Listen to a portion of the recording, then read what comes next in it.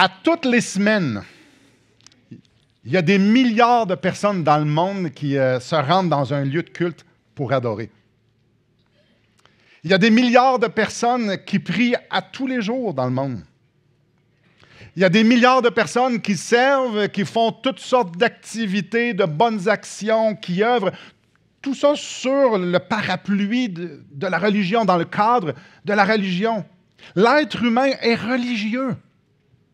Les témoins de Jéhovah, les musulmans, les mormons, ce sont des personnes qui sont extrêmement zélées pour leur livre saint. Les mormons envoient des milliers de personnes par année aux quatre coins de la terre pour partager leur message. Les catholiques sont reconnus depuis toujours pour leur œuvre humanitaire. Les croyants de l'athéisme et de l'humanisme démontrent une très grande faveur par rapport à leur religion, parce que oui, je considère, selon la définition de ce qu'est une religion, que l'athéisme, c'est une religion.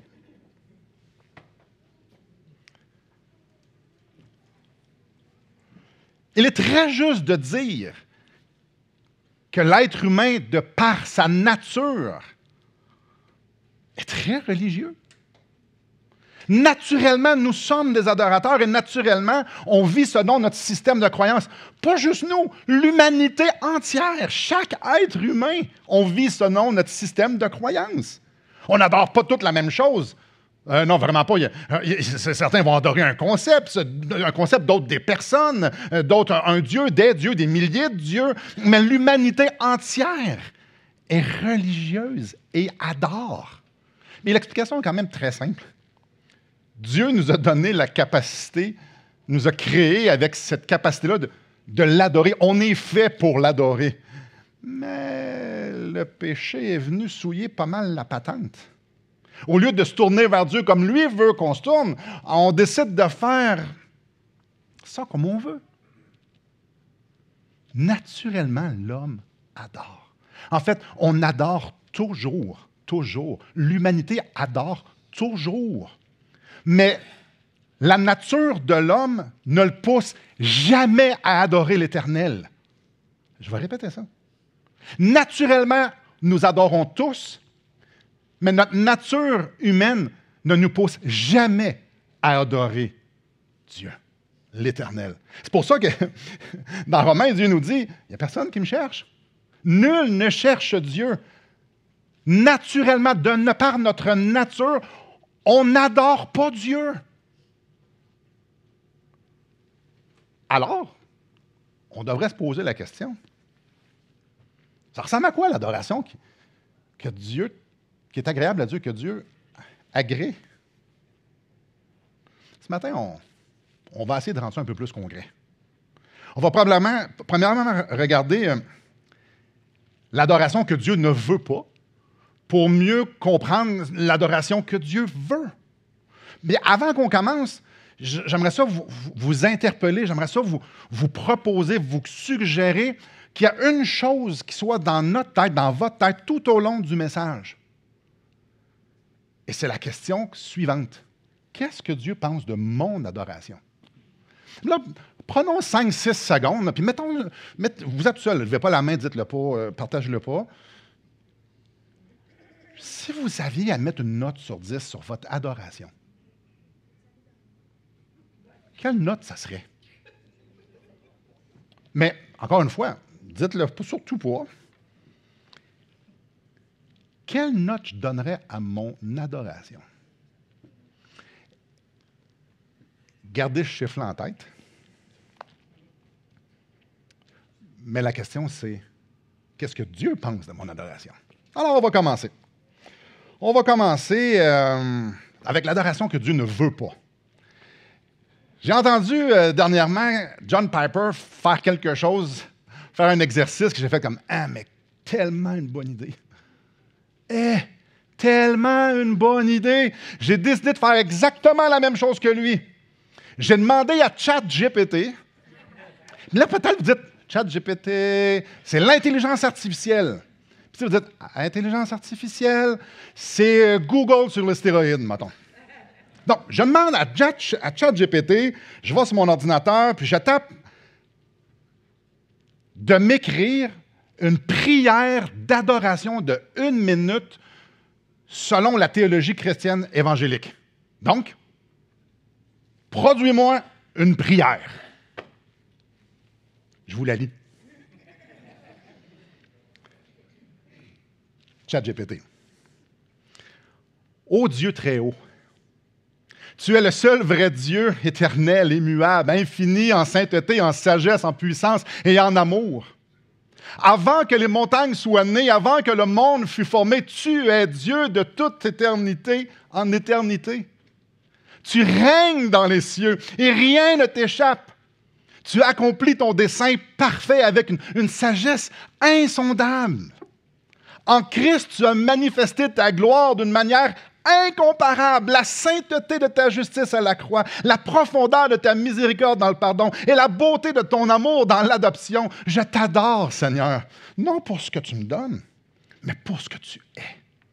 Tu es ma lumière, ma forteresse, ma joie éternelle. Les anges te louent sans cesse et je m'unis à leur chant. Saint, Saint, Saint est l'Éternel des armées. Toute la terre est pleine de ta gloire. Reçois, Père, mon humble adoration par Jésus-Christ, mon seul médiateur.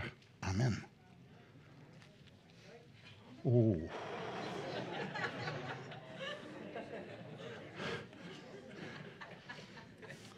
ChatGPT a dit Amen. Est-ce que ça, c'est de l'adoration? Ça n'a rien à voir avec de l'adoration. Rien, rien. Ça ne peut pas être plus loin de l'adoration que ça peut. C'est impossible. Une machine, ça ne l'adore pas. C'est des mots. Mais ce n'est pas de l'adoration.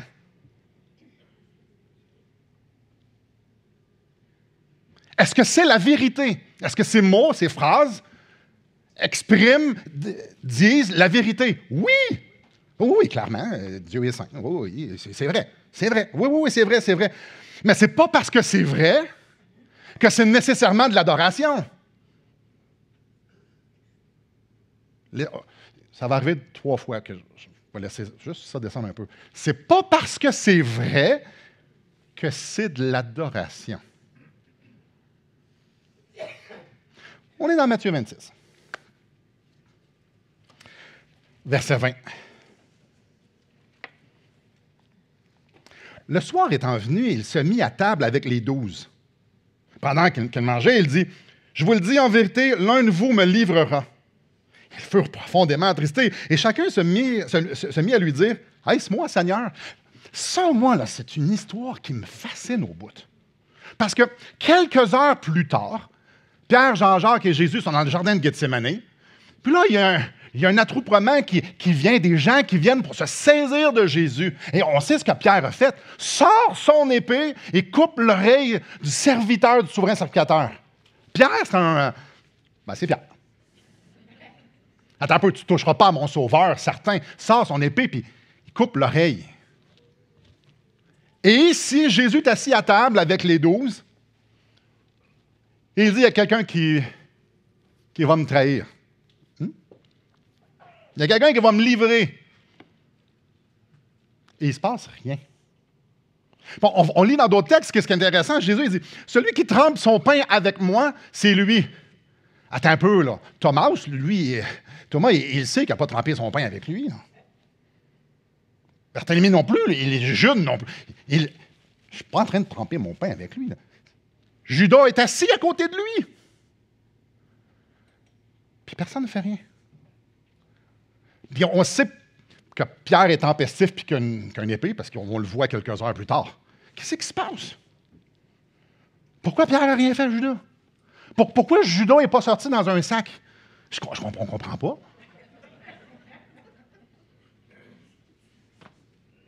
Ben, c'est simple.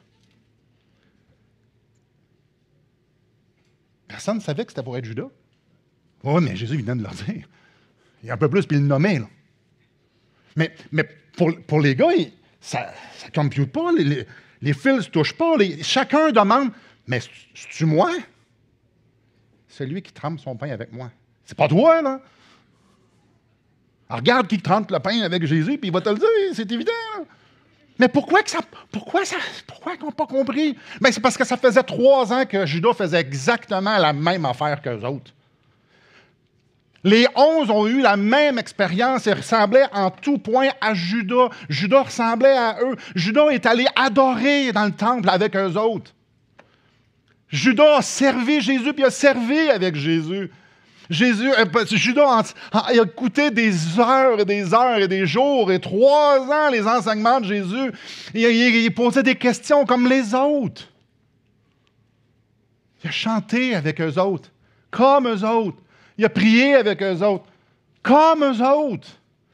Judas a fait des miracles, comme eux autres. Judas parlait des merveilles du royaume de Dieu, comme eux autres. En tout point, Judas ressemblait aux 11 autres. Mais Judas était mort spirituellement. Je vais même aller un peu plus loin. Non seulement Judas était mort spirituellement, Jésus, dans Jean 17, dit que Judas, c'est le fils de la perdition. Mais il a fait la même affaire. C'était tellement pareil que les 11 autres que les autres n'ont même jamais pu se douter que c'était lui. Alors, c'est pas parce que ça a de l'air bon en tout point. C'est pas parce que ça a l'air biblique en tout point. C'est pas parce que c'est de l'adoration qui est agréable à Dieu. Judas a adoré. Avec les autres. Venez avec moi dans Matthieu 23. Dans le temps de Jésus, les personnes les plus zélées pour Dieu s'appelaient des pharisiens. On l'a vu avec Marc. On le voit dans Marc encore, on a parlé beaucoup. Là. Les pharisiens étaient excessivement à cheval sur la loi.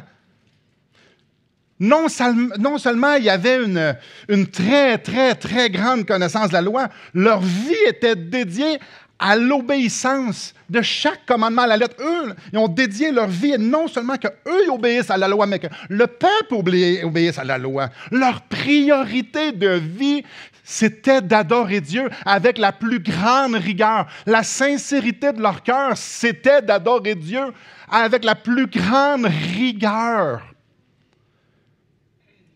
Vous êtes avec moi dans Matthieu chapitre 23. Jésus parle aux pharisiens. C'est probablement un des chapitres les plus percutants qui est en lien avec l'interaction de Jésus et les pharisiens. On est au chapitre 23, verset 13. « Malheur à vous, scribes et pharisiens, hypocrites. » Allez venir avec moi au verset 14. « Malheur à vous, scribes et pharisiens, hypocrites. » Vous savez, dans la Bible, quand on répète quelque chose 2 fois, on est mieux de porter très attention. Mais venez avec moi au verset 15. « Malheur à vous, scribes et pharisiens, hypocrites. » Alors, venez avec moi au verset 23. « Malheur à vous, scribes et pharisiens, hypocrites. » À verset 25, « Malheur à vous, scribes et pharisiens, hypocrites. » 27, « Malheur à vous, scribes et pharisiens, hypocrites. » Verset 29, « Malheur à vous, scribes et pharisiens, hypocrites. » Hypocrite, ça veut dire quoi? Ça veut dire quelqu'un qui fait semblant. Ça pourrait être utilisé pour un acteur. Vous savez, Rocky, il n'existe pas. C'est un acteur qui joue un rôle. Il s'appelle Sylvester Stallone et non pas Rocky Balboa. Si les jeunes, vous ne savez pas ce que c'est, tapez Rocky, allez écouter le film. Ben, les films. Arrêtez au 4e. Hypocrite veut dire tu fais assemblant. Il s'adresse aux pharisiens. C'est pas parce que tu as une très, très, très, très grande connaissance de la vérité. C'est pas parce que tu as une sincérité profonde. C'est pas parce que tu as une rigueur incroyable et un zèle fou que nécessairement tu adores Dieu.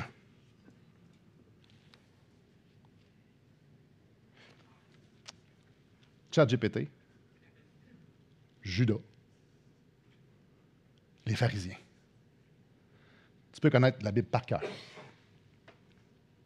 Tu peux faire les prières les plus extraordinaires. Avoir un style de vie et faire des actions qui ressemblent exactement à ce que Dieu demande. Tu peux avoir une sincérité pure. Prêcher la vérité avec passion puis avec puissance et être aussi mort spirituel que ChatGPT, Judas puis les pharisiens. C'est pas parce que tu penses que tu adores. Parce que je vous garantis que les pharisiens étaient convaincus qu'ils adoraient. C'est pas parce que tu penses que ton adoration est bonne. Parce que je vous garantis que les pharisiens étaient convaincus que c'était de la bonne façon. C'est pas parce que tu adores et que tu penses que tu adores que tu es en train d'adorer. Puis que ton adoration est agréable à Dieu. OK. Alors, c'est quoi l'élément qui fait en sorte qu'une adoration n'est pas agréable à Dieu? C'est quoi l'élément? Ben, ça donne bien. Je suis content de vous poser la question. Jésus va répondre à ça. Vous êtes avec moi au chapitre 15. Jésus va répondre à ça. Dieu répond à ça dans l'Ancien Testament, dans le livre d'Ésaïe. Et Jésus cite Ésaïe, puis parce que ça répond à la question. Il s'adresse ici aux pharisiens. Hypocrite au verset 7. Matthieu 15, 7. Hypocrite. Ésaïe a bien prophétisé sur vous quand il dit « Ce peuple m'honore des lèvres, mais son cœur est éloigné de moi. » 700 ans plus tard, le peuple d'Israël était hyper religieux. Mais leur cœur n'était pas là. Et les pharisiens étaient hyper religieux. Mais le cœur n'était pas là. Ici, Jésus, oui, vous êtes zélés, là. Mais ça, c'est juste votre bouche, votre cœur n'est pas là. Ça paraît bien beau, tout ce que vous faites, là. Ce que les pharisiens faisaient, ça paraît bien beau. Assez que tout le monde était convaincu que les pharisiens lavaient la patente. C'est bien beau, mais ça, c'est de la religion, c'est pas de l'adoration. C'est pour ça que Jésus dit, vous êtes hypocrites. Parce que les pharisiens jouaient un rôle. Un rôle d'adorateur. Mais c'est juste du théâtre. Vous faites juste du théâtre. Vous jouez très bien votre rôle, mais c'est du théâtre. Jésus est clair, Dieu est clair, c'est ça, dans l'Ancien et dans le Nouveau Testament. Peu importe ce que tu fais, si le cœur n'y est pas, tu adores, mais tu n'adores pas l'Éternel. Je vais répéter ça. Peu importe ce que tu fais, si le cœur n'est pas là, tu adores. Comme j'ai dit au début, nous sommes tous des adorateurs et on adore tout le temps. Mais ça ne veut pas dire qu'on adore l'Éternel. Puis Dieu dit, si ton cœur n'est pas là, j'en veux pas de ça. Maintenant, on va regarder à quoi ça ressemble l'adoration que Dieu veut. À quoi ça ressemble? Ça fait quelques années que je suis chrétien. Ça fait 20 ans que je suis pasteur. Et ça fait 48 ans que je vis dans ce corps-là et avec cette tête-là. J'ai un peu d'expérience. Et j'en arrive à la conclusion qu'on met beaucoup d'emphase sur les « il faut que ». Il faut que je lis plus ma Bible. Avez-vous déjà entendu ça? Il faut que je lis plus ma Bible. Il y en a qui prennent des résolutions du Nouvel An de lire plus leur Bible. Il faut que je lis plus ma Bible. Avez-vous déjà entendu? Il faut que je prie plus. Il faut que je pense aux paroles quand je chante. Ça n'a pas de sens. C'est pas le temps quand je chante de commencer à penser à la nouvelle coiffeuse que ma soeur a là, puis la chemise laite que l'autre a. Puis Simon, il y a une chemise de vacances aujourd'hui. Oh, attends un peu. Oui, gloire à toi, Seigneur. Ça n'a pas de sens. Non, il faut que je pense aux paroles. Il faut que ce péché-là sorte de ma vie. Ça n'honore pas Dieu. Il faut que ce péché-là sorte de ma vie. Il faut que j'aime plus Dieu. Ça sonne bien, hein? Y a-t-il quelqu'un qui ne pourrait pas dire ici qu'il faut qu'il aime plus Dieu? Ne levez pas votre main. C'est un attrape. Tout ce que je viens de dire là, ce sont tous des choses. Tu sais, lire sa Bible, prier, penser aux paroles quand tu adores, quand tu chantes des chansons d'adoration, faire la lutte contre le péché, aimer plus Dieu. On va s'entendre, c'est toutes des choses bibliques, là, c'est des choses excellentes. Mais Judas et les pharisiens auraient dit, eux autres aussi, il faut que.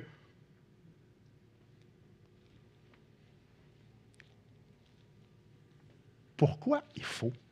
Répondez-moi pas, là, mais pourquoi il faut? Pourquoi il faut plus lire notre Bible? Pourquoi il faut plus évangéliser? Pourquoi il faut plus aimer? Pourquoi?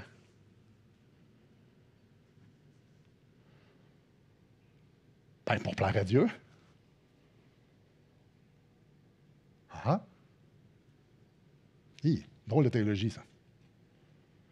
Je vais plaire à Dieu si je fais ces choses-là. Moi, je croyais que c'était impossible à plaire à Dieu, c'était juste à cause du sang de l'agneau qu'on pouvait plaire à Dieu. C'est à cause des mérites de Christ que Dieu a un regard favorable. Pourquoi il faut que je fasse ces choses-là? Pour plaire à Dieu?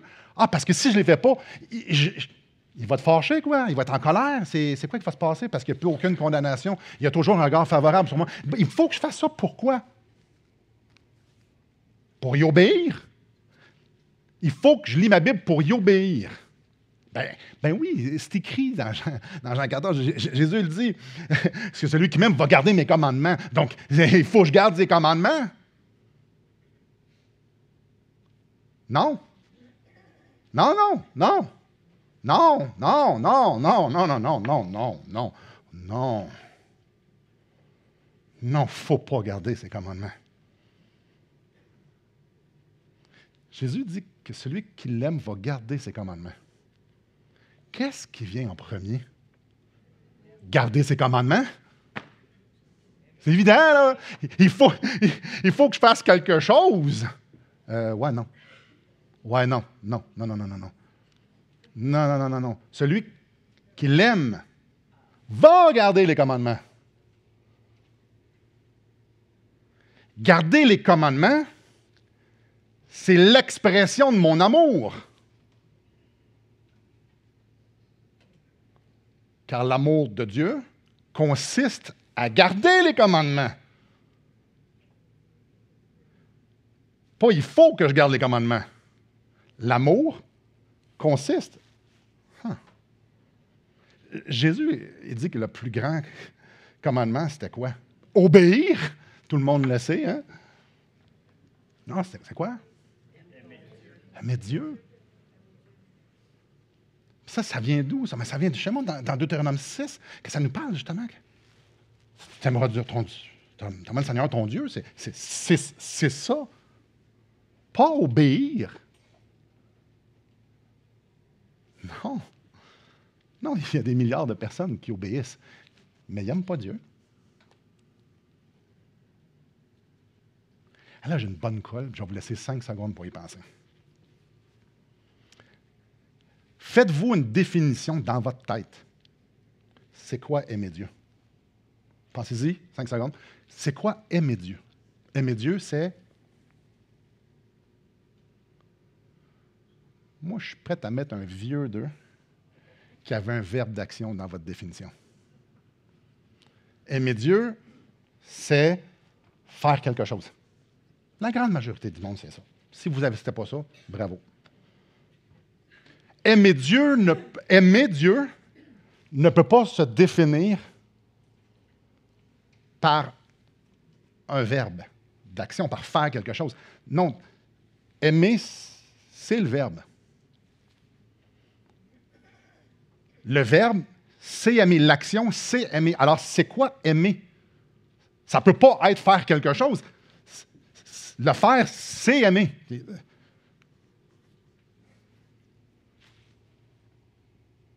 Marcher, le verbe marcher. C'est 2 pas qui se mettent, 2 pieds qui avancent un à l'autre. Ça c'est marcher. OK, ça c'est marcher. Aimer Dieu. C'est abstrait.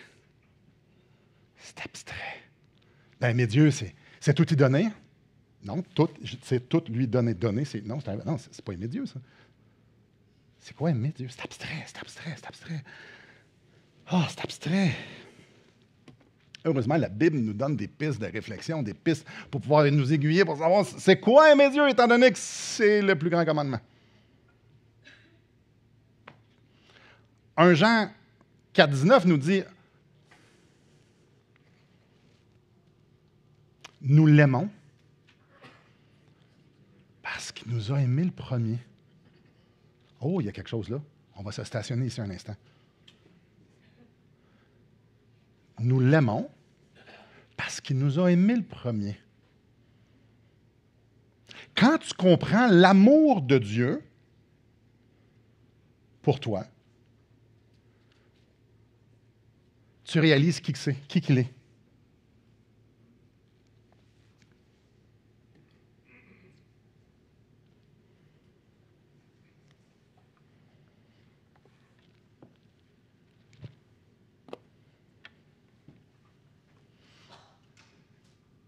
J'en ai fait des niaiseries dans ma vie.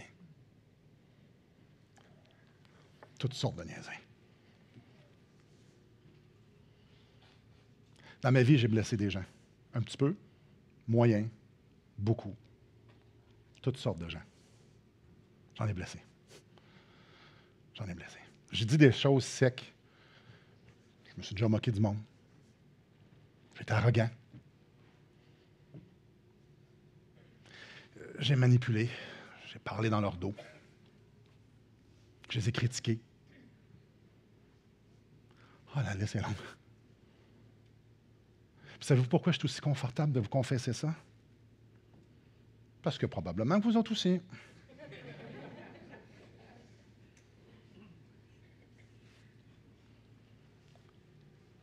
J'en ai eu des pensées que je n'étais pas fier. J'ai eu beaucoup de pensées que j'aimerais vraiment pas ça qui défilent ici devant vous. Aujourd'hui. Puis hier aussi. Pas une, pas deux. Beaucoup. Ça m'arrive souvent de dire, mais pourquoi tu penses ça à propos d'elle ou de lui? Mais voyons, hey, Simon, c'est quoi cette affaire-là?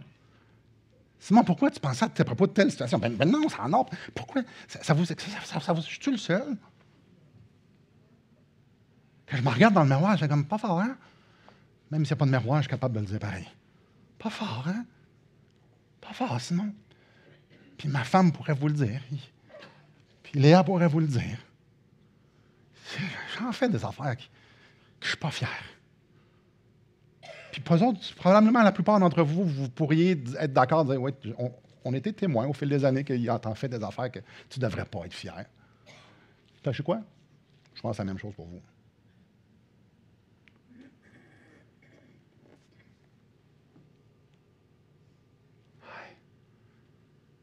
Y a-t-il des décisions que vous prendriez différentes dans votre vie? Une, deux? Y a-t-il des choses que vous regrettez dans votre vie?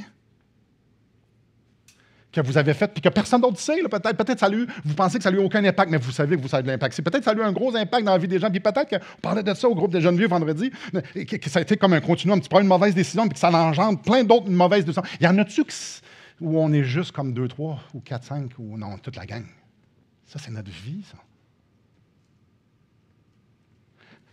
Avez-vous déjà appris que faire quelque chose, ou dire quelque chose, ou penser quelque chose était pas bien, mais que vous réalisez que vous l'avez fait souvent par le passé? Ah, moi, oui, surtout quand je me suis converti. Ah, oui, ça, c'est pas bien. Oh, ça, c'est pas bon. Oh, ça, non seulement que ma conscience m'accusait, mais que à un moment donné, j'apprends, j'ai 48 ans aujourd'hui, puis j'en apprends encore à dire, ah, ouais, c'est ordinaire, ça, hein? Hey, ça fait 48 ans que je fais ça. Oh, je pense ça. Si à 48 ans, j'apprends des choses qui ne sont pas bonnes, imaginez combien il en reste encore à apprendre. C'est un peu pour ça que le psalmiste dit pardonne-moi même les péchés que je ne connais pas.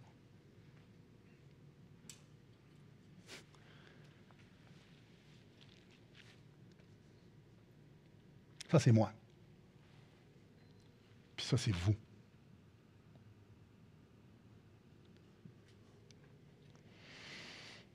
Dieu.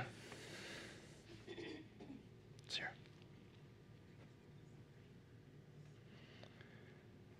Dieu de toute éternité est dans une parfaite pureté.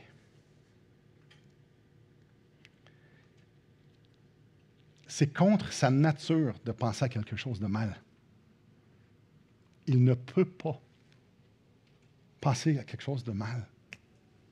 C'est contre sa nature de prévoir du mal. C'est contre sa nature d'être en contact avec n'importe quoi qui est mal. C'est contre sa nature.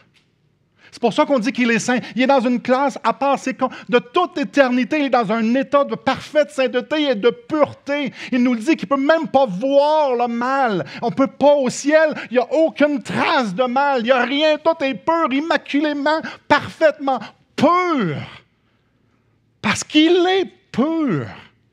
Mais il n'est pas juste pur.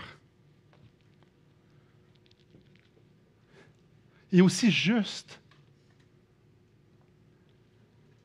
Ça veut dire qu'il donne des lois. Il donne ses standards. Voici comment les choses doivent fonctionner. Il peut, c'est le roi des rois, c'est le créateur. Il peut, tout lui appartient. Il peut nous dire, c'est de même, ça fonctionne. Il peut, mais nous dit qu'il est juste. Quiconque va transgresser une de ses lois est coupable de toutes ses lois. Puis quiconque est coupable, il est juste. Il va recevoir, il ne laisse pas le péché impuni. Il va recevoir la juste punition de ses péchés.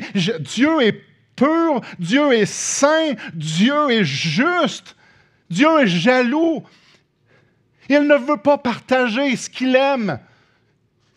Il ne veut pas, il ne partagera pas sa gloire avec personne. Personne, avec rien. C'est moi qui est le seul être glorieux dans toutes les sphères existantes. Je suis le seul qui est glorieux. Il n'y a rien qui mérite, rien d'autre d'être adoré ou de gloire. C'est moi. Vous avez été créés, les êtres humains, pour pouvoir m'adorer du début de votre vie jusqu'à la fin, chaque seconde, chaque respire, non pas juste en action, mais en pensée. Et je vous donne des lois. Parce que je vais vous montrer le cadre dans lequel c'est, puis si vous transgressez ces lois-là, il va se passer quelque chose, parce que je suis un Dieu de colère. Colère. Dieu, c'est un Dieu de colère. Romains 1 est clair là-dessus. Dieu est un Dieu de colère. Il est juste. Alors, les pécheurs vont tous passer dans le tordeur parce que Dieu sait aussi toutes choses à propos de tout. Il sait exactement le nombre de cheveux que vous avez sur la tête. Il sait exactement ce qui se passe dans les galaxies les plus lointaines qu'on ne sait même pas qui existent encore. Il sait tout à propos de tout. Avant qu'on pense une pensée, il sait déjà qu'on était pour l'avoir parce qu'il sait tout de toute éternité. Il n'y a pas une information dans l'histoire de l'humanité qu'il ne savait pas depuis toute éternité. Il sait tout. Il n'y a rien. Tout est nu et découvert devant Dieu. Mais ce n'est pas terrifiant, parce qu'il est aussi un feu dévorant. C'est terrifiant. Parce que nous, on se regarde dans le miroir, on creuse notre cœur, puis on sait jusqu'à quel point on est mauvais. Non, on ne le sait pas. Lui, il sait à quel point on est mauvais. Puis non seulement, il sait qu'on est mauvais. C'est contre ses lois à lui, chaque pensée, chaque action, chaque tout, c'est en transgression. À ses lois, c'est contre lui. Chaque péché, chaque pensée qui n'honore pas Dieu. On dit à Dieu, tu ne vaux pas la peine, tu n'es pas assez. Tasse-toi, c'est moi le roi. Ah, c'est terrifiant. C'est terrifiant. C'est terrifiant qu'on considère qui on est, d'être devant un Dieu comme lui. On ne peut pas se cacher. Où fuirai-je loin de ta face? C'est terrifiant. Et si vous n'avez pas ce poids éternel de terreur en dedans de vous, alors vous ne connaissez pas le même Dieu que moi. Vous ne connaissez pas le Dieu de la Bible. Vous abusez de la grâce. Ananias et Saphira ont menti, sont morts. Ça, ce n'est pas l'Ancien Testament, là, ça. C'est le Nouveau Testament. Si vous pensez que c'est pas sérieux, le péché. On ne lit pas la même Bible. Il y en a qui prenaient leur pas du Seigneur sans discerner ce qu'il y a. Il y en a qui sont morts. C'est sérieux. C'est sérieux. Ça, c'est le Nouveau Testament, là. C'est sérieux.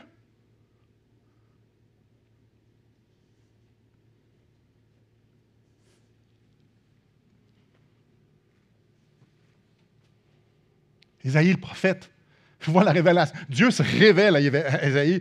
Isaïe pense qu'il va mourir. Pense qu'il va mourir. Parce qu'il a des lèvres impures, puis il fait partie d'un peuple. Il est convaincu qu'il meurt. Jean, l'apôtre Jean qui a marché avec Jésus, qui a écrit plein de livres, qui a écrit les épîtres, les épîtres de Jean, puis qui a écrit l'évangile de Jean, c'était l'apôtre que Jésus aimait. Jean, quand il a vu Jésus dans sa gloire, est tombé à terre, comme mort. Alors, si on n'est pas terrifié avec ce qu'on est en train de parler, ça va pas bien, là. On ne connaît pas le même Dieu.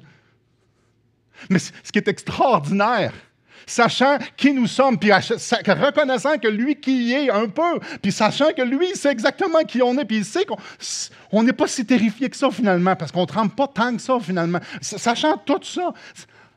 Ah! Alors, quand on arrive à certains passages comme « Dieu a tant aimé Simon ». Hein? Quoi?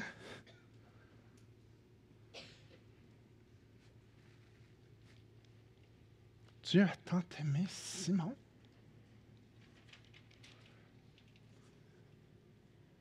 Tu avais toutes mes pensées de ta vie, de ma vie. Avant même que la fondation de la terre soit créée, avant que tout soit créé, avant de toute éternité, tu savais tout. Tu m'aimes? Tu m'aimes? Oh, tu m'aimes pas juste un petit peu. Tu m'as donné ton fils.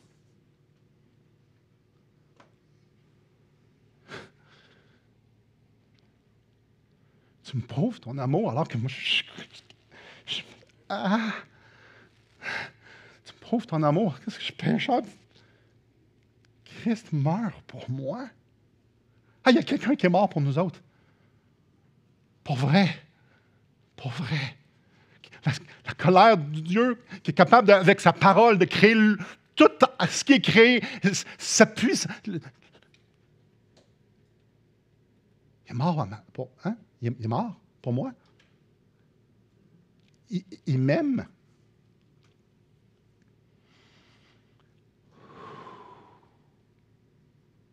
Il m'aime.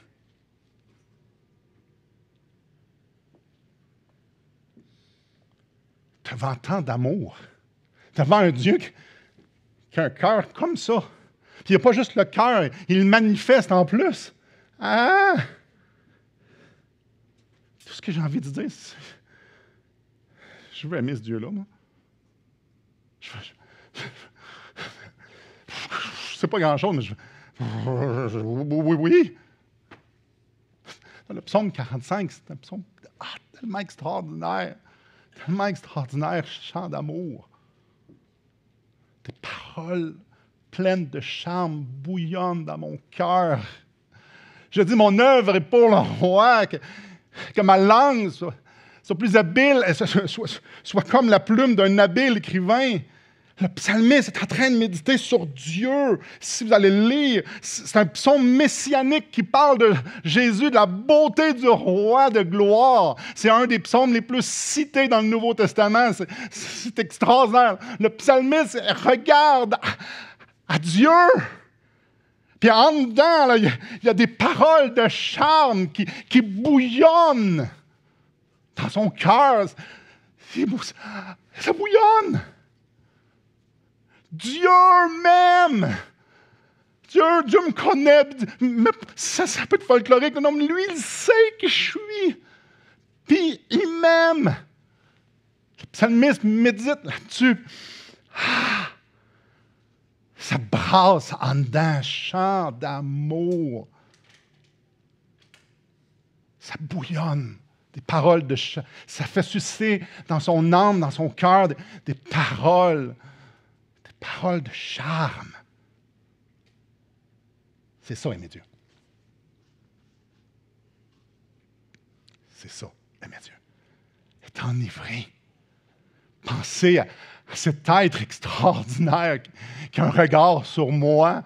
Être enivré, être dans l'extase, être dans l'euphorie, être dans la jubilation, être dans l'allégresse. C'est ça, aimer Dieu. C'est ça, aimer Dieu. Hey, on est loin, il faut que je prie plus puis que je lis plus ma Bible. Hein?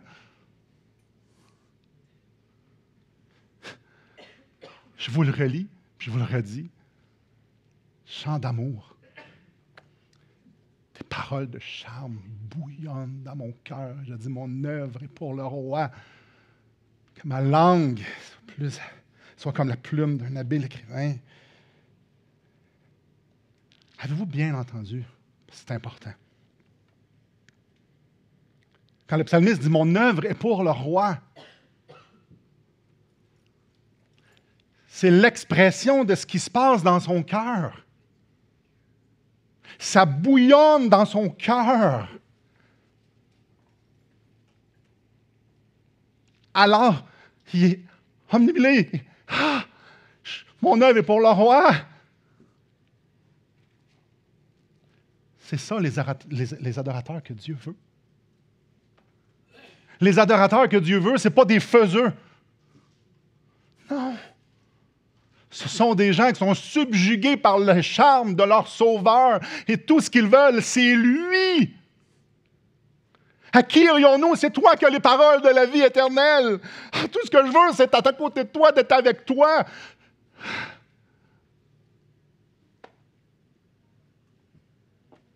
Un de ses disciples, celui que Jésus aimait, était couché sur le sein de Jésus. Je veux entendre le cœur de mon Sauveur battre. Je veux être proche de toi. C'est ça, aimer Dieu. C'est ça, aimer Dieu. C'est ça, adorer.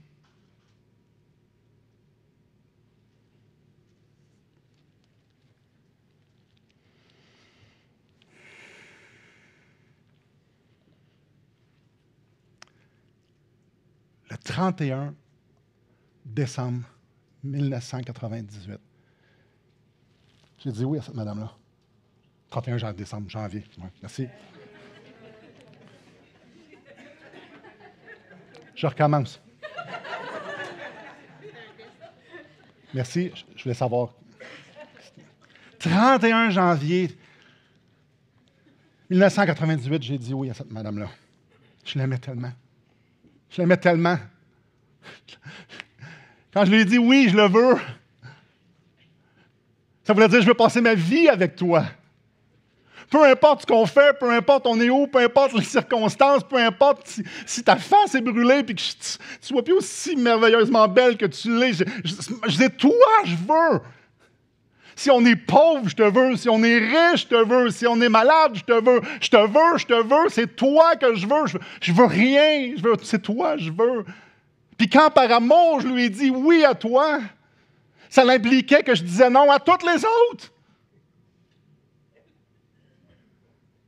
Ça veut dire que vous mettez 4 milliards de femmes et supposons qu'ils veulent toutes être mariées avec moi. Quoi? OK. Hypothétiquement. OK?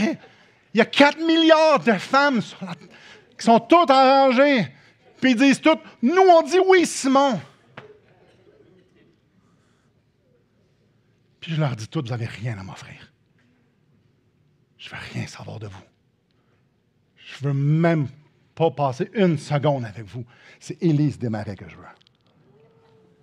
Ah non! C'est ça le mariage. Il n'y a rien d'extraordinaire là-dedans, messieurs et mesdames. Là. C'est ça le mariage. Et ça fait 27 ans. Puis il n'y a rien d'extraordinaire. Là. Je dis encore oui.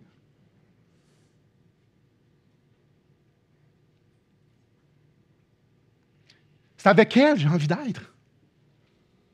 Pas 3 chapitres par jour. Non, non, non, non, je vais être avec elle tout le temps. Tout ce que je fais, toutes les décisions que je prends, c'est en fonction de ce qu'on a. Pas parce qu'il faut. Oh, non, non, non, non, pas parce qu'il faut du tout. Parce que je l'aime. Parce que je l'aime. Ma vie, c'est aimer ma femme. C'est avec elle que je veux prendre mon café, puis s'il n'y a pas de café, je vais boire du sable. Je m'en fous. C'est avec elle que je veux être. C'est avec elle que je veux pleurer. C'est avec elle que je veux rire. C'est avec elle que je veux être malade. C'est avec elle que je veux être pauvre. C'est avec elle. C'est avec elle que je veux vieillir. C'est elle que je veux aimer. Les autres, je m'en fous. C'est avec elle que je veux tout faire. Il y a plusieurs années, j'étais avec Jacob en France, devant la Tour Eiffel. Imaginez-vous, là, devant la Tour Eiffel, avec la Tour Eiffel, j'étais avec mon petit gars. Hey, je l'aime, mon gars. Il n'est pas là, mais vous pourrez demander. Je dis, Coco, je t'aime bien, non, mais c'est avec ta mère, j'aimerais vivre ça. Ah, c'est pas romantique! C'est ça, aimer sa femme. C'est avec elle que je vais être. Et Dieu est infiniment plus grand et plus extraordinaire que ma femme. Et Dieu m'aime infiniment plus que ma femme ne pourra jamais m'aimer dans toute sa vie. Combien plus mon cœur devrait vouloir exploser d'amour pour lui. Ce peuple m'honore des lèvres, mais son cœur est éloigné de moi. Ce n'est pas des belles prières que Dieu veut, c'est nos cœurs. Puis j'ai bien peur que mes prières sont bien plus belles que mon adoration.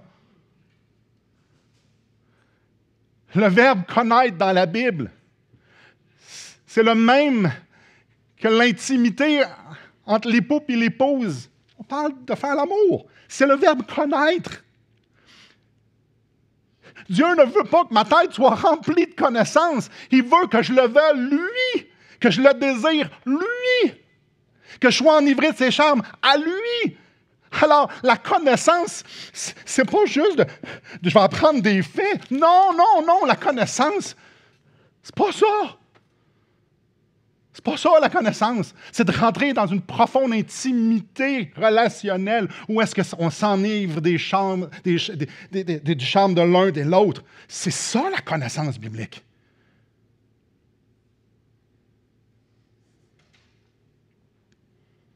C'est pas mon service que Dieu veut. C'est mon cœur. Parce que s'il y a mon cœur, mon œuvre pour lui mes œuvres pour lui vont être infiniment plus grandes que ce que ma religion me pousserait à faire.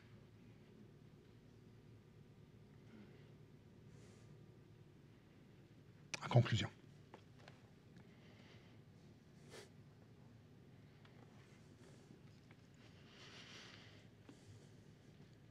Si ça bouillonne,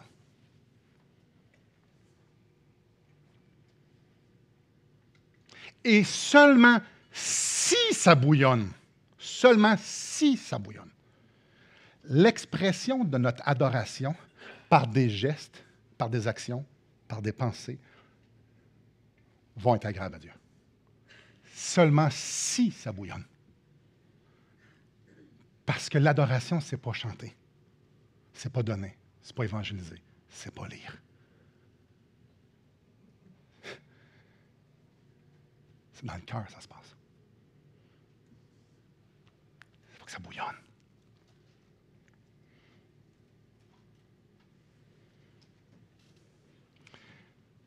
Vous vous souvenez du chiffre du début?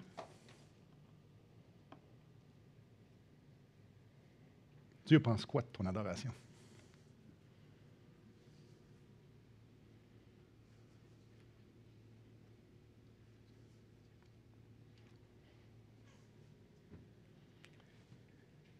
On peut être franc avec lui, il le sait déjà. On peut être vulnérable avec lui, il le sait déjà. Est-ce que ça bouillonne en dedans? Est-ce que ça bouillonne? Ah, peut-être qu'en ce moment, ça bouillonne en dedans, oui. Mardi passé, ça bouillonnait-tu? Jeudi, mercredi matin. Vous savez, quand vous êtes réveillé en pleine nuit parce que vous aviez mal, est-ce que ça bouillonnait?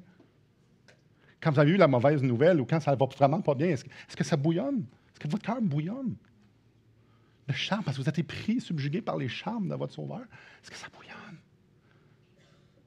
Ah, évidemment qu'on est ensemble, puis on célèbre, puis c'est extraordinaire, puis waouh, waouh, waouh. Non, non, non, non, non, non, non, non, non.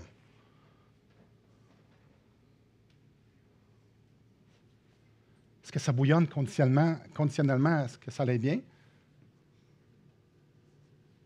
Est-ce que ça bouillonne-tu juste pour qui est, parce qu'il vous aime, parce que c'est tout?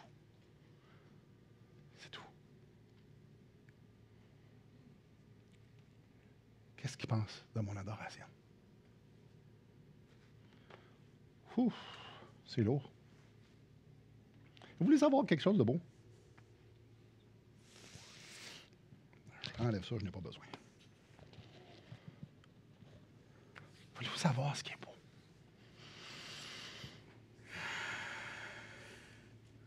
C'est qu'il nous connaît.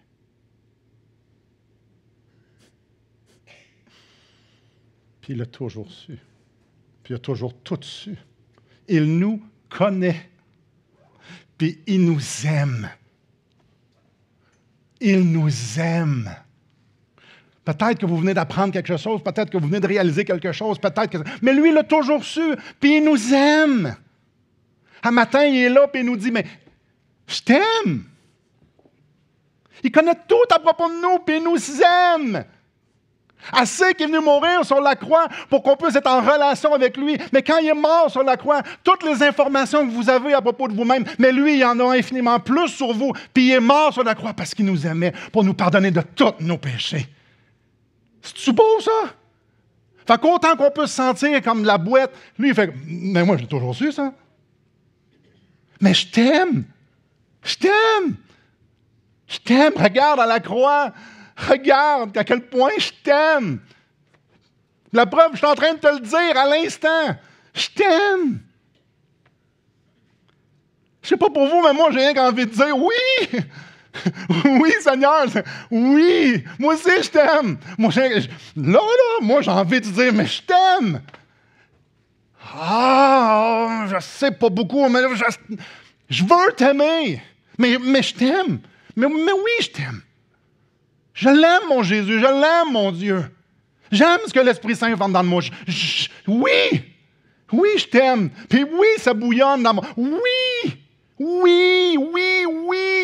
Je veux encore t'aimer plus, change ma vie, je veux t'aimer plus, enlève les choses qui font en sorte que je t'aime moins, mais je veux, puis oui. Voulez-vous savoir ce qui est encore plus beau? C'est qu'il nous connaît depuis toujours. Il sait exactement que ce que je viens de dire, c'était vraiment vrai. Dieu sait exactement qu'à l'instant que je vous parle là, ça bouillonne pour vrai. Il a toujours su. Puis il sait alors que là, je suis ici devant vous, puis c'est vraiment pas de la frime. J'aime vraiment Jésus. Il sait qu'aujourd'hui, j'ai cette disposition-là, puis qu'elle va être anéantie à la première occasion. Il sait que je ne finirai pas la journée, que je n'aurai pas des pensées que je vais regretter parce qu'il va être en abomination devant lui. Il le sait que la chaîne va débarquer avant probablement que le service soit fini. Il le sait. Il le sait. Puis il nous aime encore. Wow! C'est mon Dieu, ça. Puis il m'aime. Pas pareil. Il m'aime. Point. Il sait ce qui va arriver dans ma vie, c'est ce qui va être dans mes pensées. Il sait tout à propos. Il sait que ma disposition maintenant ne durera pas pour longtemps. Puis il dit, mais je t'aime, Simon. What? Avez-vous pas envie de dire, Seigneur, arrête pas de m'aimer, puis arrête pas de me rappeler que tu m'aimes, parce que moi, je vais l'oublier, parce que moi, je vais arrêter de t'aimer. Arrête pas de m'aimer, puis arrête pas de me le rappeler. Parce que je suis convaincu qu'aujourd'hui, ta parole me le dit, puis je suis convaincu par l'Esprit Saint qu'il n'y a pas un être plus extraordinaire qui est digne d'être aimé que toi, parce que tu m'aimes, parce que tu es ce genre de Dieu-là. Arrête pas. Je ne serai jamais capable de t'aimer. Arrête pas de me le rappeler. Sa réponse, Simon, je t'aime. Je ne briserai jamais mon alliance éternelle avec toi. Comme un bien-aimé, vous lirez Osée, chapitre 1, 2, 3. Comme un bien-aimé, Simon, je vais toujours te pourchasser pour gagner ton cœur. Peu importe où ce que tu es, peu importe comment tu viens, je vais toujours te pourchasser, Simon, parce que je t'aime. Il n'y a rien que tu peux faire. Je t'aime. Je vais toujours te rappeler à quel point je t'aime, parce que ça, c'est qui je suis.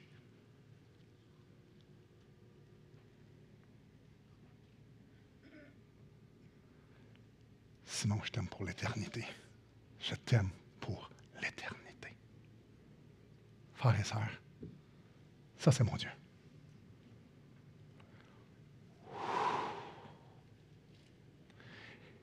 Si vous trouvez ça pesant, vous n'avez rien compris. Si vous trouvez ça sérieux, on parle le même langage. Puis si vous trouvez ça beau, soyons ensemble pour célébrer sa gloire. J'espère que ça bouillonne en dedans. Parce que lui, il nous aime. Puis il n'y a rien qu'on peut faire qui va faire en sorte que ça va changer. Et il n'y a rien qui peut nous séparer de l'amour de Dieu manifesté en Jésus-Christ. Rien.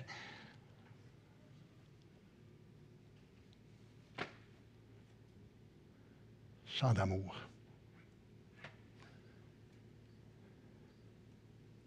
Des paroles de charme bouillonnent dans mon cœur.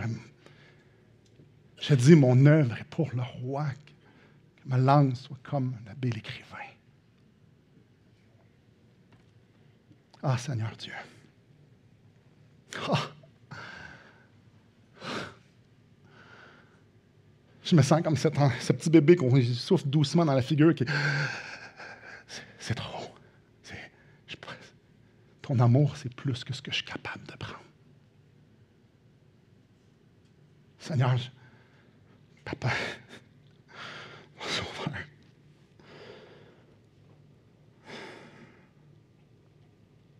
j'ai pas grand-chose à te dire parce que tu sais déjà tout. Mais je veux quand même te le dire parce que ça... Je viens de le dire, puis je te l'ai dit déjà plusieurs fois depuis les dernières heures. Je sais que la chaîne va débarquer, puis je le sais que je vais moins t'aimer tantôt, puis je le sais que... Mais ô combien je veux t'aimer plus, puis je veux que tu viennes changer mon cœur, puis je veux que tu viennes enlever les choses, puis que tu me purges, puis que tu m'humilies, puis que tu viennes me donner des yeux, en fait, je les ai, que je puisse enfin voir un peu plus, que ton ciel soit dissipé, puis je vois la gloire de Christ. Je veux te voir. Je veux te voir. Je veux te voir. Je suis tellement dans mes souliers, je suis tellement dans ma nature, je suis tellement qui je suis. Alors, je peux juste élever ma voix, puis te célébrer, puis te dire à quel point je suis reconnaissant. Que je le sais que tu vas me le rappeler, que tu m'aimes, puis c'est faire en sorte que je vais persévérer, parce que je vais persévérer dans ton amour. Puis je le sais, Seigneur, que tu vas m'emmener jusqu'à la fin, parce que tu vas continuer de me montrer l'amour de Christ, ton amour. Seigneur, je n'ai pas envie d'être un acteur. Je n'ai pas envie de jouer aux chrétiens. Puis je ne veux pas que notre Église joue à l'Église. Tu es digne. Tu es digne d'être aimé, d'être adoré. Alors viens nous convaincre un peu plus à tous les jours à quel point tu nous aimes, que de nous le rappeler, de nous le montrer, de changer nos cœurs. Puis viens tuer toute le pharisianisme qui est attaché à nos cœurs, pour que nous puissions être comme Jean, coucher sur la poitrine de Christ, puis entendre son cœur battre. Et de là va venir une vie vécue à ta gloire, peu importe ce que ça veut dire pour chacun d'entre nous. Merci Seigneur. Mais il n'y a pas de mot qui décrit le sentiment de mon cœur présentement. Mais la bonne nouvelle, c'est que toi, tu le sais.